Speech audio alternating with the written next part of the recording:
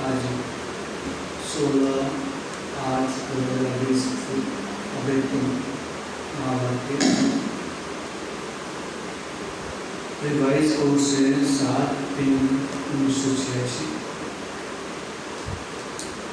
आज के अव्यक्त महावाक्य में बाबा ने सामने कहा, पढ़ाई की चारों सब्जेक्ट का यथार्थ यादगार महाशिवरात्रि।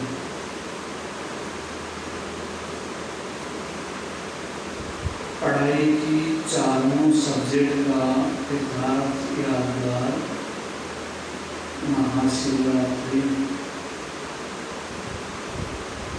आज ज्ञानदाता, भाग्य विधाता, सर्व शक्तियों की वरदाता, सर्व खजानों से भरपूर करने वाले भोलानाथ बाप अपने अति स्नेही, सदा सहयोगी समीप बच्चों से मिलने के लिए आए हुए हैं। इन बच्चों से मिलने के लिए आए हैं। कौन से बच्चों से मिलने के लिए आए हैं? सदा अपने को ऐसा महसूस करते हैं। हमेशा कैसा महसूस करना है? बाबा ने कहा, सर्व खजानों से भरपूर करने वाले भोलेनाथ बाप, भाग्य विधाता बाप, सर्व शक्तियों के वरदाता बाप, ज्ञानदाता बाप अपने अति स्नेही, सदा सहयोगी समीप बच्चों से मिलन मनाने के लिए आए हुए हैं।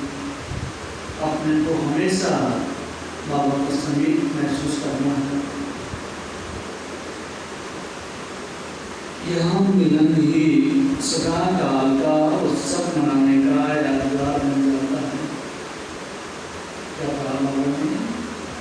इस समय का जो मिलन है वही सदा काल उत्सव मनाने का यादगार बन जाता है। जो भी भिन्न भिन्न नामों से समय प्रति समय उत्सव मनाते हैं, वह सभी इस समय बाप और बच्चों की मधुर मिलन, उत्साह भरा मिलन भविष्य के लिए उत्सव के रूप में बन जाता है। अभी उत्साह भरा मिलन भविष्य में उत्सव बन जाता है। इस समय आप सर्वश्रेष्ठ बच्चों का हर दिन, हर घड़ी सदा खुशी में रहने की घड़ियां व समय है। कल भी बाबा ने क्या कहा था? खुशी के ऊपर बाबा ने विशेष बात चलाई थी। और आज बाबा ने कहा, आप सर्वश्रेष्ठ बच्चों का हर दिन, हर घड़ी क्या है? हर दिन, हर घड़ी सदा खुशी में रहने का घड़िया या समय है। ये कभी भी नहीं भूलना चाहिए। हर घड़ी, हर समय बाबा ने कहा कि हमें खुशी में रहना है। खुशी तो इस छोटे से संगम युग के अलौकिक जीवन, अलौकिक प्राप्तियां, अलौकिक अनुभवों की तो इस छोटे से संगम युग के अलौकिक जीवन, अलौकिक प्राप्तियां, अलौकिक अनुभवों को द्वापर से भक्तों ने भिन्न भिन्न नाम से यादगार बना दिए हैं। भक्तों ने क्या कर दिया? उसको यादगार रूप में बना दिए हैं। एक जन्म की आपकी जीवन भक्ति के 63 जन्मों के लिए याद का साधन बन जाती है। देखिए बाबा ने क्या कहा, इस समय की एक जन्म की यादगार भक्ति में 63 जन्म तक बन जाता है। कितना हमें इस समय अटेंशन देना चाहिए। इस समय की एक जन्म का हमारा यादगार भक्ति मार्ग में 63 जन्म तक रहता है।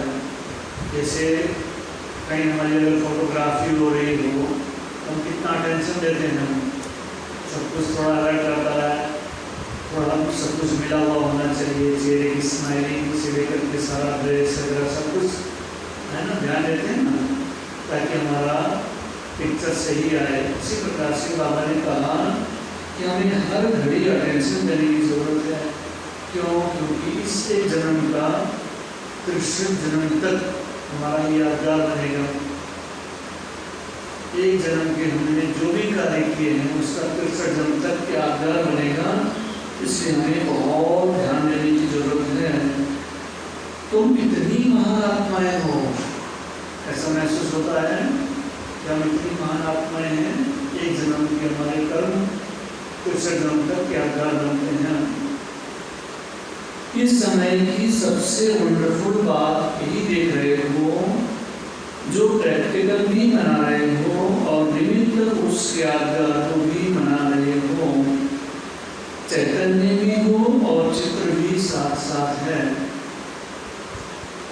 5000 वर्ष पहले हर एक ने क्या क्या प्राप्त किया, क्या बने, कैसे बने, यह 5000 वर्ष का पूरा अपना यादगार चित्र और जन्मपत्री सभी स्पष्ट रूप में जान रहे हो।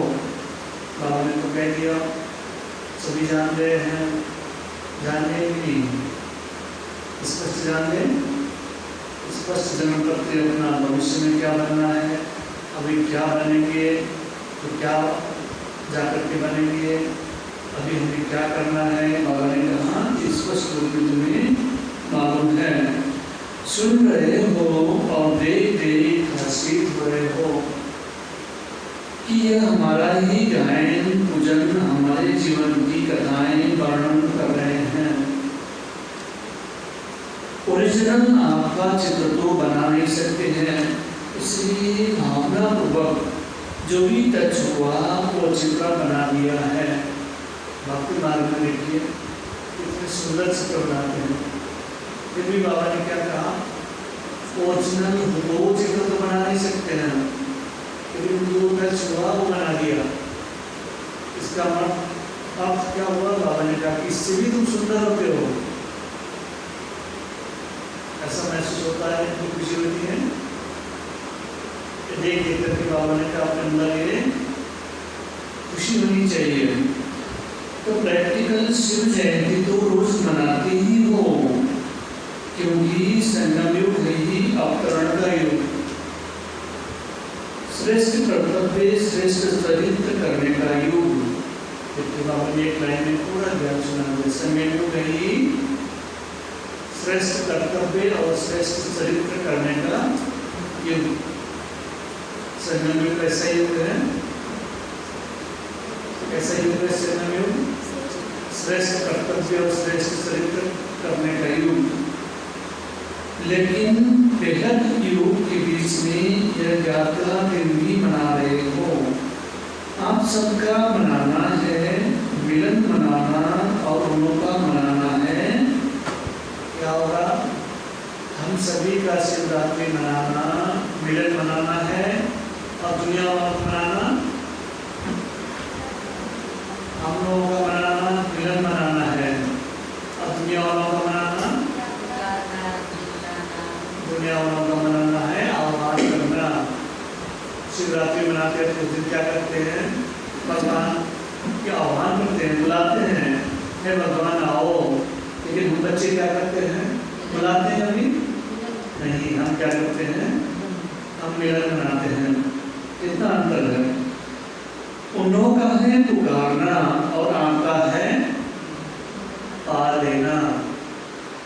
वह कहेंगे आओ और आप कहेंगे बाबा आप आ गए, मिल गए।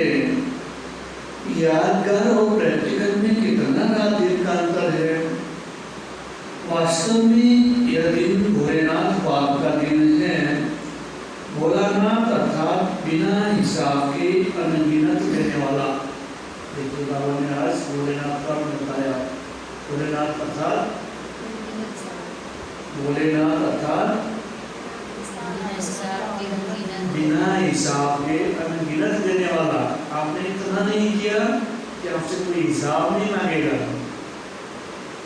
बिना हिसाब किए आपको अनगिनत रूप में रिटर्न देने वाला, उसको कहा जाता है भोलानाथ। वैसे जितना और उतने का हिसाब होता है, जो करेगा वो पाएगा, उतना ही पाएगा, यह हिसाब है। लेकिन भोलानाथ क्यों कहते हैं? क्योंकि इस समय देने में जितने और उतने का हिसाब नहीं रखता है, वो जितना किया उतना ही दे, ऐसा हिसाब वो नहीं रखता है। क्या करता है? आपने थोड़ा भी किया हो लेकिन वो कितना देता है? अनगिनत रूप में वो रिटर्न देता है। एक का पदम गुणा हिसाब है तो अनगिनत हो गया ना, कहाँ एक कहाँ पदम, पदम भी लास्ट शब्द है, इसलिए पदम कहते हैं। अनगिनत देने वाले भोले भंडारी का दिन यादगार रूप में मनाते हैं। आपको तो इतना मिला है जो अब तो भरपूर हो ही, लेकिन 21 जन्म 21 पीढ़ी सदा भरपूर रहेंगे, ऐसा महसूस होता है। बाबा ने क्या कह दिया? बाबा ने कहा आपको तो इतना मिला है, इतना मिला है, अभी तो भरपूर हो ही हो, 21 जन्म 21 पीढ़ी भरपूर रहते हो, तो ऐसा महसूस तो होती है कि अभी भी खाली खाली मन महसूस होता है, कि अभी भी मांगते रहते हैं, कि अभी भी दुखी होते हैं, कि अभी भी अशांत होते हैं, ऐसा कुछ है? प्राप्ति की अनुभूति होती है, प्राप्ति भी इतना अनुभव होना चाहिए जो कि अभी तो क्या 21 जन्म 21 पीढ़ी तक हम भरपूर हैं। बाबा ने कहा मैंने तो आपको इतना दिया है, अभी तो क्या 21 जन्म 21 पीढ़ी तक तुम भरपूर हो। इतने जन्मों की गारंटी और कोई नहीं कर सकता है। कितना भी कोई बड़ा दाता हो, लेकिन अनेक जन्म का भरपूर भंडारा होने की गारंटी कोई भी नहीं कर सकता। तो भोलानाथ हुआ ना, भोलानाथ हुआ ना। भोलेनाथ का अर्थ दुनिया में कोई नहीं समझता है। बाबा ने कहा तुम बच्चे करते इतना सा हो और मैं इतना ज़्यादा रिटर्न में देता हूँ, इसलिए मैं क्या हूँ? भोलानाथ हूँ। नॉलेजफुल होते हुए भी भोला बनते हैं। नॉलेजफुल है लेकिन फिर क्या बनते हैं? भोलानाथ बनते हैं। इसलिए भोलानाथ कहा जाता है। वैसे तो हिसाब करने में एक एक संकल्प का भी हिसाब जान सकते हैं, और हिसाब करना ही हो तो बाबा एक एक संकल्प का भी हिसाब जान सकता है, क्योंकि बाबा ने अपनी बात बता दी। लेकिन बच्चों को देने के मामले में बाबा क्या है? भोलानाथ है। बच्चों को इतना प्यार करता है, इतना प्यार करता है कि वो सब कुछ अपना लुटा देता है, एक का पदम उड़ा देता है। लेकिन जानते हुए भी देने में भोलानाथ ही बन जाता है। जानते हुए भी बच्चों को देने में वो क्या बन जाता है? भोलानाथ बन जाता है। तो आप सभी भोलानाथ बाप के भोलानाथ बच्चे होना। देखिए बाबा ने आप बच्चों को भी क्या कहा? क्या कहा? भोलानाथ। हमें भी कैसे बनना है? देने के मामले में कौन सी चीज देनी है? क्या देनी है? जो बाबा की प्रॉपर्टी है, जो बाबा हम बच्चों को देता है, वही चीज देने में हमें भी भोलानाथ बनना है। बाबा ने हमें जो चीज दिया है उस चीज को औरों को लुटाने में हमें भी भोला बनना है। तो आप सभी भोलानाथ बाप के भोलानाथ बच्चे बनना। एक तरफ भोलानाथ कहते, दूसरी तरफ भरपूर भंडारी भी कहते हैं। यादगार भी देखो कितना अच्छा मनाते हैं। मनाने वालों को पता नहीं, लेकिन आप जानते हो जो मुख्य इस संगम की पढ़ाई है, जिसकी विशेष 4 सब्जेक्ट हैं, वो 4 ही सब्जेक्ट यादगार दिवस पर मनाते आते हैं। वो कैसे पता है? पहले ही सुनाया था कि विशेष इस उत्सव के दिन बिंदु का और दूध का विशेष महत्व होता है। तो बिंदु इस समय की याद अर्थात योग के सब्जेक्ट की निशानी है। कौन से दिन की? महाशिवरात्रि। उस दिन बिंदु का विशेष महत्व होता है। याद में बिंदु स्थिति में ही स्थित होते हैं ना, तो बिंदु याद की निशानी और बोध ज्ञान की भिन्न भिन्न बूंदें हैं। इस ज्ञान के सब्जेक्ट की निशानी बोध के रूप में दिखाई है। धारणा की निशानी इसी दिन विशेष व्रत रखते हैं, तो व्रत धारणा करना, व्रत माना धारणा करना। धारणा में भी आप दृढ़ संकल्प करते हो, तो व्रत रखते हो कि ऐसा सहनशील व अंतर्मुख अवश्य बन के ही दिखाएंगे। तो हम व्रत धारण करते हो ना, यह व्रत धारणा की निशानी है और सेवा की निशानी है। क्या दिखाया होगा भक्ति मार्ग में सेवा की निशानी? शिवरात्रि के दिन जागरण, सेवा करते ही हो किसको जगाने के लिए?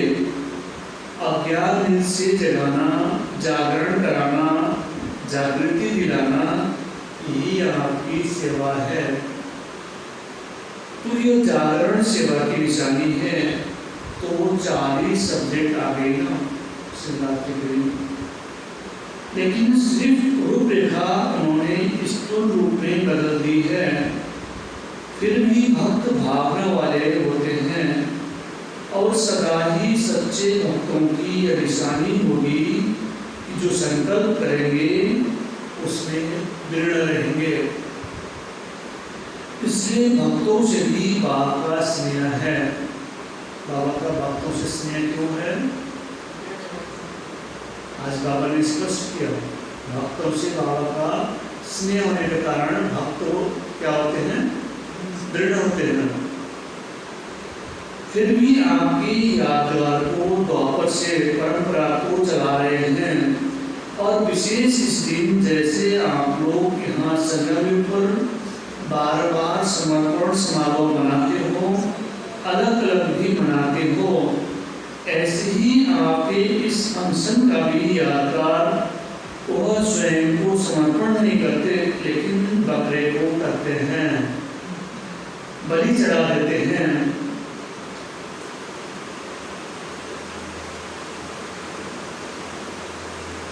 वैसे तो बाप दादा भी हास्य में कहते हैं कि नए पद का समर्पण हो तब समर्पण अर्थात संपूर्ण मन हो।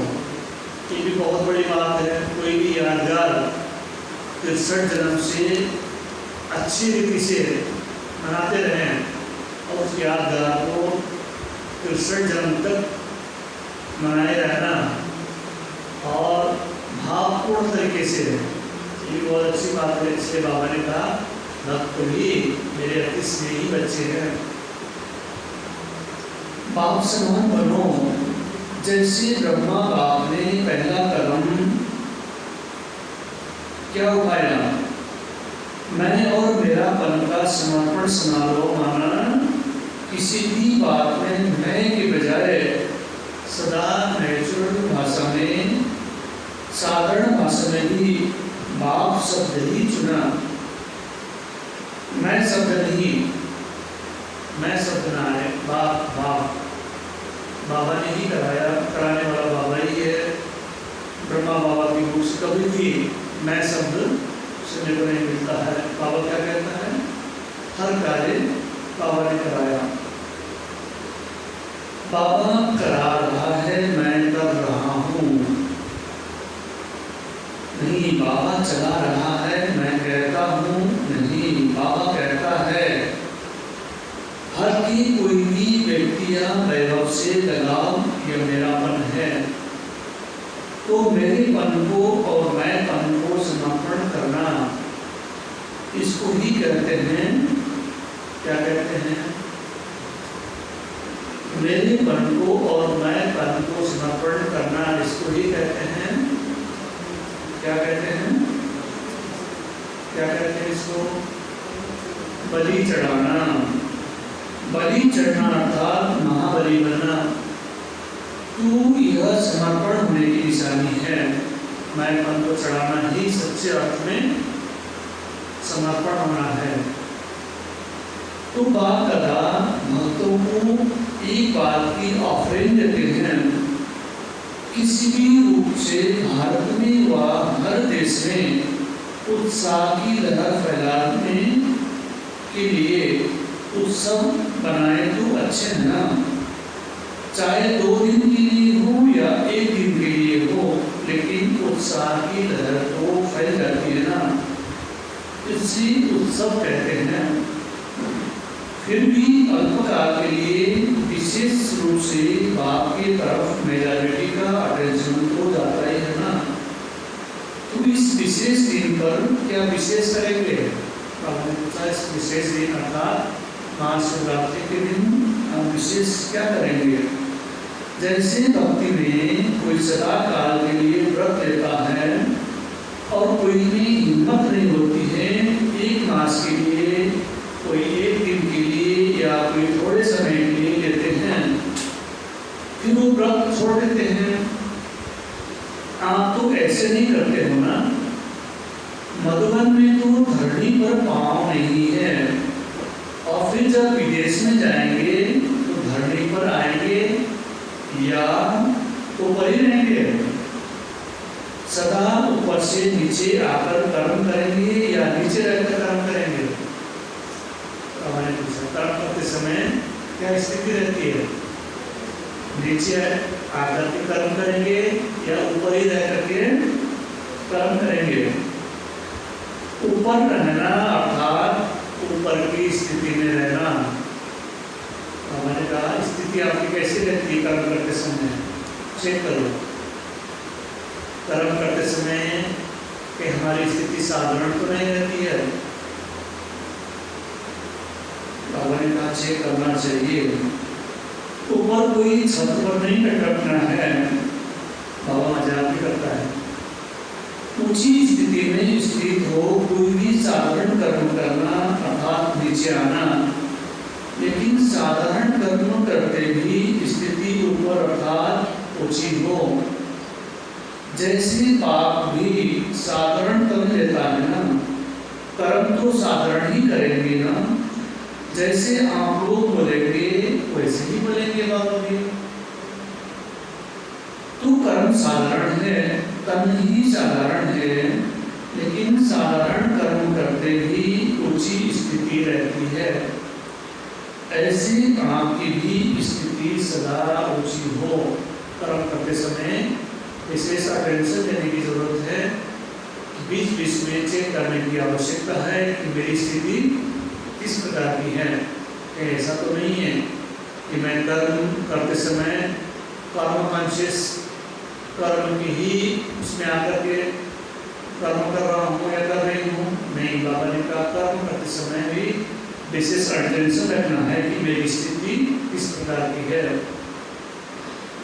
जैसे इस दिन को अवतरण का दिन कहते हो ना, तो रोज अमृत पहले ऐसे ही सोचो कि निंद्रा से नहीं, कहाँ से?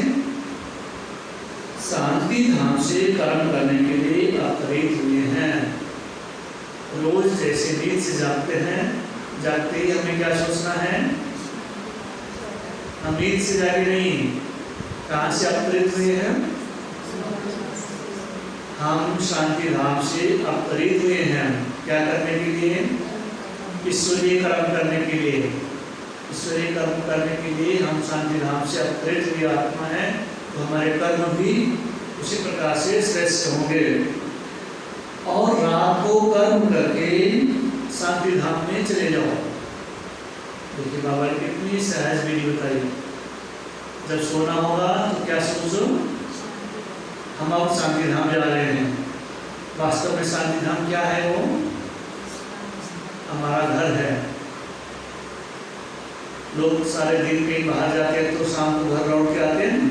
इसी प्रकार से शाम को सोते समय क्या संकल्प लेके सोना है?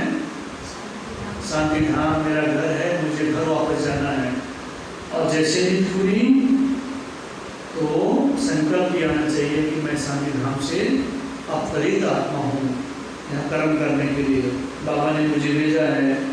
तो अवतार अवतरित होते ही हैं क्या करने के लिए?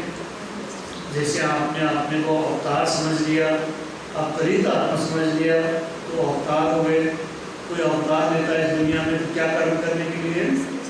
श्रेष्ठ कर्म करने के लिए। तो हमारे हर कर्म कैसे होंगे? फिर श्रेष्ठ हो जाएंगे। बाबा ने कहा तो अवतार अवतरित होते ही हैं श्रेष्ठ कर्म करने के लिए।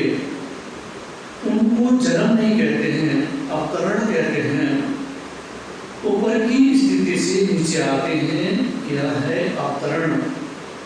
तो ऐसी स्थिति में रहकर कर्म करने से साधारण कर्म भी अलौकिक कर्म में बदल जाते हैं। अगर ऐसी स्थिति में रहकर के हम कोई भी कर्म करते हैं तो वो साधारण कर्म भी हमारा श्रेष्ठ कर्म हो जाता है, अलौकिक कर्म हो जाता है। वही हमारे फिर क्या हो जाता है? भाग्य में बदल जाता है। साधारण कर्म रहा तो फिर हमारा वो भाग्य नहीं बनेगा। अगर हमें कर्म को भाग्य में बदलना हो, उस कर्म को सबसे पहले क्या बनाना होगा? श्रेष्ठ कर्म और अलौकिक कर्म। उस कर्म को, साधारण कर्म को श्रेष्ठ कर्म और अलौकिक कर्म में बदलने की साधारण सी विधि आज बाबा ने बताई, इसको अंडरलाइन करिएगा। जैसे दूसरे लोग भी भोजन खाते हैं और आप कहते हो हम क्या खाते हैं? हम ब्रह्मा भोजन खाते हैं। फर्क हो गया ना? चलते हो लेकिन आप कैसे चलते हो? ये स्मृति हमेशा रहना चाहिए। चलते तो वैसे ही है जैसे दुनिया में लोग चलते हैं, लेकिन हम कैसे चलते? तो लेकिन आप फरिश्तों की चाल चलते हो, डबल लाइट स्थिति में चलते हो। फरिश्तों की चाल कब होती है? जब हम डबल लाइट की स्थिति में चलते हैं। डबल लाइट माना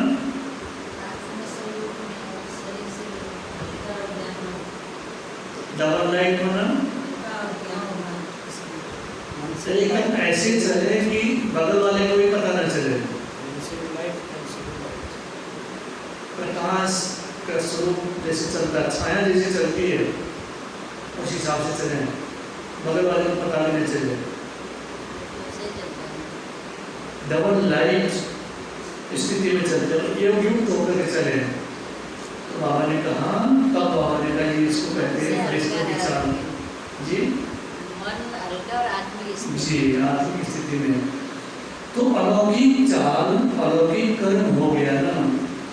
तो सिर्फ आज का दिन अवतरण का दिन नहीं, लेकिन संगमयुग भी सारा अवतरण दिवस है। आज के दिन आप लोग बाप दादा को मुबारक देते हो, लेकिन बाप दादा कहते हैं पहले आप।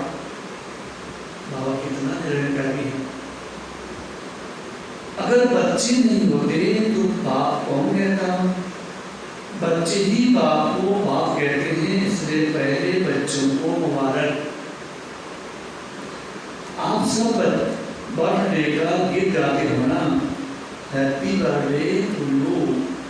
बाप दादा भी कहते हैं हैप्पी बर्थडे टू यू।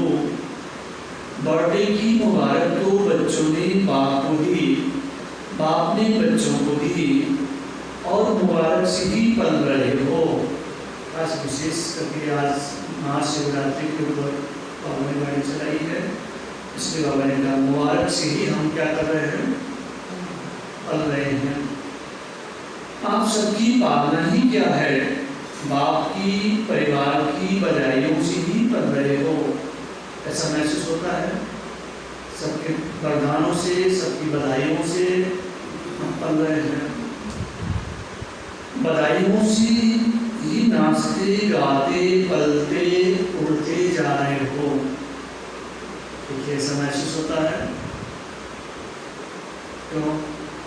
हमें तो हमेशा बधाइयाँ ही मिलती है, वरदान ही मिलते रहते हैं। इसलिए बाबा का वरदान रोज मिलता है और इसलिए बाबा ने कहा रोज नाचते गाते उड़ते हम बस चल रहे हैं, पल रहे हैं, ऐसा महसूस होना चाहिए।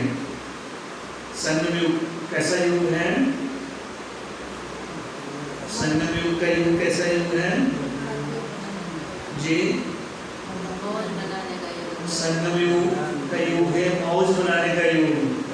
ये छोटा सा युग है, इस युग में हमें मौज ही मौज बनाना है, इसलिए मौजों का युग है। बाबा ने कहा इसमें हमें हमेशा शरीर भले न हो लेकिन मन से हमेशा नाचते रहना है। मन से कैसे नाचेंगे? मन से नाचना था हमेशा खुश रहना। मन से नाचना था हमेशा खुश रहना। यह पालना भी वंडरफुल है, बहुत आश्चर्य की पालना है, ऐसा कहीं सुनने को मिलता नहीं। एक दो को हर घड़ी क्या देते हो? बधाइयाँ हैं और यही पालना की विधि है। कोई कैसा भी है वह तो बाप दादा भी जानते हैं, आप भी जानते हो कि नंबरवार तो होंगे ही। अगर नंबरवार नहीं बनते फिर तो सतयुग में कम से कम 1.5 लाख तख्त बनाने पड़े। तो हमारे क्या कहा? नंबरवार तो होंगे ही, नंबरवार ना हो तो 1.5 लाख तो तख्त माना गद्दी। राजे महाराजे ऐसे बनेंगे, सब राजा महाराजे बनेंगे, सबके लिए तो गद्दी बनानी पड़ेगी। फिर नंबरवार तो यही है, राजे महाराजे होंगे, प्रजा होंगे, नौकर चाकर होंगे, सब प्रकार के होंगे, इसलिए सबको हमें स्वीकार करना है। इसलिए नंबरवार तो होने ही है, तो नंबरवार होना है। लेकिन कभी कोई को अगर आप समझते हैं कि यह राम है, ये अच्छा काम नहीं कर रहा है, तो राम को राइट करने की विधि या यथार्थ कर्म नहीं करने वाले को यथार्थ कर्म सिखाने की विधि, कभी भी उसको सीधा नहीं कहो कि तुम तो राम हो। यह कहने से वो कभी नहीं बदलेगा। जैसे आग बुझाने के लिए आग नहीं जलाई जाती है, उसको क्या किया जाता है? उसको ठंडा पानी डाला जाता है। इसलिए कभी भी उसको पहले ही कहा कि तुम राम हो, तुम राम हो, तो और ही दिल से कृष्ण हो जाएगा।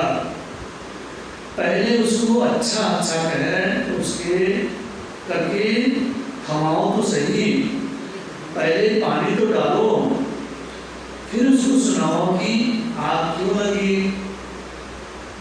पहले यह नहीं कहो कि तुम ऐसे हो, तुमने यह किया।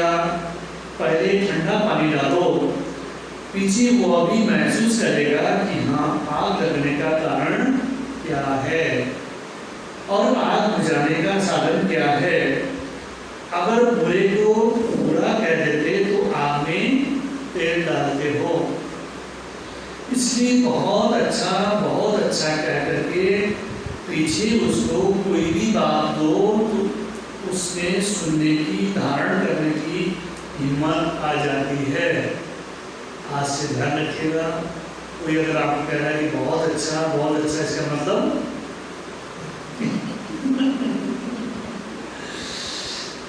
इसलिए सुना रहे थे कि बहुत अच्छा यही बधाइयाँ है।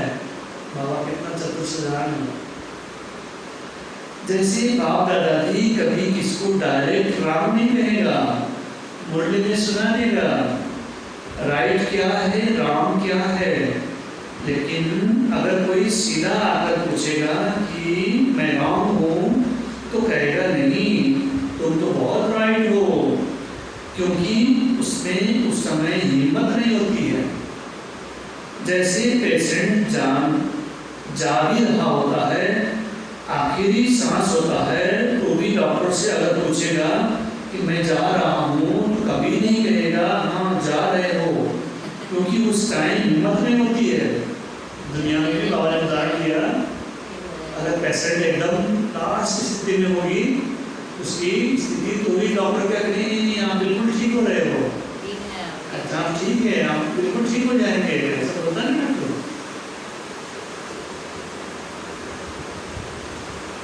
उस समय उसकी हिम्मत नहीं होती है। किसकी दिल कमजोर हो और आप अगर उसको ऐसी बात कह दो तो हार्ट फेल हो जाएगा, अर्थात पुरुषार्थ में परिवर्तन करने की शक्ति नहीं आएगी। तो संगम युग है ही बधाइयों से वृद्धि को पाने का योग। यह बधाइयां ही श्रेष्ठ पालना है, इसलिए आपकी इस बधाइयों की पालना का यादगार जब भी कोई देवी देवता का दिन मनाते हैं तो उसको बड़ा दिन कह देते हैं। दीपमाला होगी, शिवरात्रि होगी तो कहेंगे आज बड़ा दिन है।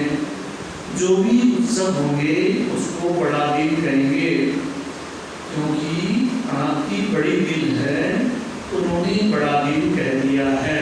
कोई भी त्योहार छोटा नहीं होता है, सब त्योहार बड़ा होता है।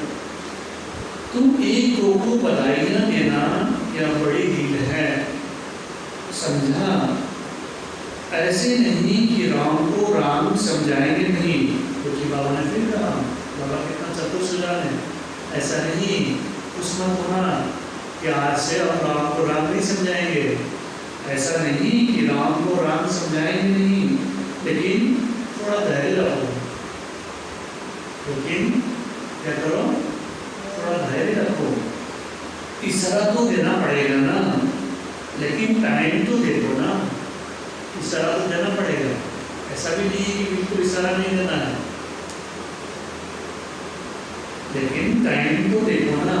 वो मर रहा है और उसको कहो मर जाओ तो क्या होगा बेचारा, तो सॉरी मर जाएगा। तो टाइम देखो, उसकी हिम्मत देखो। अब कोई हिम्मतवान है उसको आप कह भी सकते हैं, है ना? तो अगर कोई हिम्मतहीन है तो उसको आप नहीं कह सकते हैं। तो कोई हिम्मतवान होगा तो उसकी कमी को आप बता भी सकते हैं। बहुत अच्छा कहने से हिम्मत आ जाती है, लेकिन दिल से कहो, ऐसे नहीं। बाहर से कहो तो वो समझे कि मेरे को ऐसे ही कर रहे हैं, ऐसे नहीं। यह भावना की बात है। दिल का भाव राम का हो तो उसके दिल को राम का भाव लगेगा। इसलिए सदा बधाइयां देते रहो, बधाइयां देते रहो। यह बधाई वरदान है। जैसे आज के दिन को गायन करते हैं, शिव के भंडारे भरपूर, तो आपका गायन है सिर्फ बाप का नहीं, सदा भंडारा भरपूर हो। दाता की बच्ची दाता बन जाओ, सुनाया था ना। भक्त है देवता और आपको देने वाले देवता, तो दाता मना देने वाले। किसी को भी कुछ थोड़ा भी देकर फिर आप उनसे कुछ ले लो तो उसको फिर नहीं होगा, फिर कुछ भी उसको मना सकते हो, लेकिन पहले उसको दो, हिम्मत दो, उमंग दिलाओ, खुशी दिलाओ, फिर उसमें से कुछ भी बात मनाने चाहो तो मना सकते हो। रोज उत्सव मनाते रहो, रोज बाप से मिलन मनाना, यही उत्सव मनाना है। तो रोज उत्सव है। अच्छा, चारों ओर के बच्चों को संगम युग की हर दिन के अवतरण दिवस की अविनाशी मुबारक हो। सदा बाप समान दाता और वरदाता बन हर आत्मा को भरपूर करने वाले मास्टर भोलानाथ बच्चों को सदा याद में रह हर कर्म को यादगार बनाने सो उन्नति और सेवा की उन्नति में उमंग उत्साह से आगे बढ़ने वाले श्रेष्ठ बच्चों को विशेष आज के यादगार दिवस शिव जयंती, सो ब्राह्मण जयंती, हीरे तुल्य जयंती, सदा सर्व को सुखी बनाने की, संपन्न बनाने की जयंती की मुबारक और यादगार और नमस्ते हम बच्चों के तरफ से आप लोगों को भी यादगार नमस्ते बाबा, नमस्ते, गुड मॉर्निंग, शुक्रिया बाबा, शुक्रिया। वरदान है आज का, हर शक्ति को आर्डर प्रमाण चलाने वाले मास्टर रचयिता भव। कर्म शुरू करने के पहले जैसा कर्म वैसी शक्ति का आह्वान करो, मालिक बनकर ऑर्डर करो, क्योंकि यह सब शक्तियाँ आपकी भुजा समान है। आपकी भुजाएं आपके ऑर्डर के बिना कुछ नहीं कर सकती। ऑर्डर करो, सहन शक्ति कार्य सफल करो, तो देखो सफलता हुई पड़ी है। लेकिन ऑर्डर करने के बजाय क्या होते हो, डरते हो, कर सकेंगे व नहीं कर सकेंगे, इस प्रकार का डर है तो ऑर्डर चल नहीं सकता। इसलिए मास्टर रचयिता बन हर शक्ति को ऑर्डर प्रमाण चलाने के लिए निर्भय बनो। स्लोगन है, सहारे दाता भाव को प्रत्यक्ष कर सबको किनारे लगाओ। तो हम कहाँ से किनारे लगाना है? विशेष सागर से, क्योंकि विशेष सागर में सब डूबे हुए हैं। अब आप हमारा क्या है? सहारा है। तो सहारे दाता भाव को प्रत्यक्ष कर उसके साथ से सभी डूबे हुए आत्माओं को विशेष सागर में डूबे हैं उनको किनारे लगाना है। आज सूचना है, क्या सूचना होगी आज? सबको पता है। आज मास का तीसरा रविवार है। सभी राजयोगी तपस्वी भाई बहनें सायं 6:30 से 7:30 बजे तक विशेष योग अभ्यास के समय अपने पूर्वज पन के समान में स्थित हो। कल्प वृक्ष की जड़ों में बैठ पूरे वृक्ष को शक्तिशाली योग का दान देते हुए अपनी वंशावली की दिव्य पालना करें। बहुत बड़ी जिम्मेदारी हमारी है। हम कल्प वृक्ष की जड़ में बैठकर हमें पूरे वृक्ष को शक्तिशाली योग का नाम देते हुए हमारी सारी वंशज है, उन वंशज को क्या करना है? शक्तिशाली योग का दान देना है। अच्छा, ओम शांति।